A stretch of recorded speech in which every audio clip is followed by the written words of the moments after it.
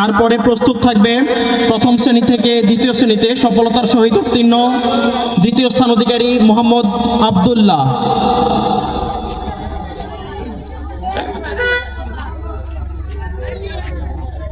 তারপরে প্রস্তুত থাকবে জিশান।